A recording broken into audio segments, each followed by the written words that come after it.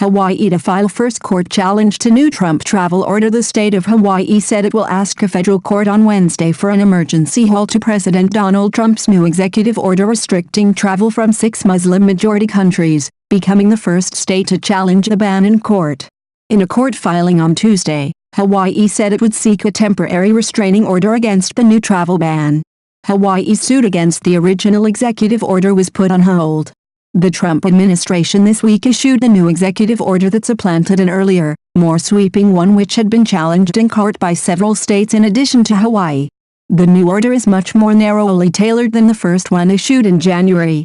It keeps a 90-day ban on travel to the United States by citizens of Iran, Libya, Syria, Somalia, Sudan and Yemen but excludes Iraq, and applies the restriction only to new visa applicants.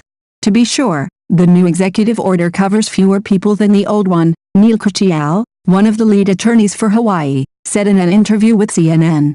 He said the new travel ban still suffers from the same constitutional and statutory defects. We are confident that the president's actions are lawful to protect the national security of our country, the Justice Department said in a statement.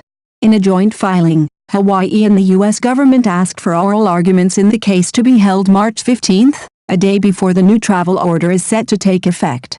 Separately, in a case brought by Washington State against the first Trump travel order, the Justice Department on Tuesday said it would voluntarily dismiss its own appeal of a Seattle federal court ruling that had suspended the order. Washington State did not oppose the administration's request to end its appeal, the filing said. Immigration advocates said the new ban still discriminates against Muslims and fails to address some of their concerns with the previous directive.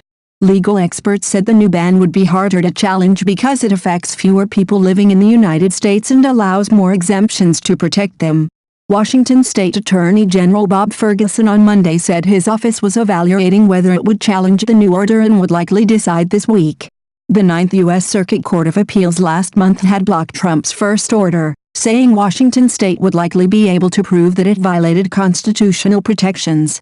That appeals court ruling has not been withdrawn and its legal reasoning can still be cited as precedents in future cases, Washington Attorney General spokesman Peter Lavallee said on Tuesday.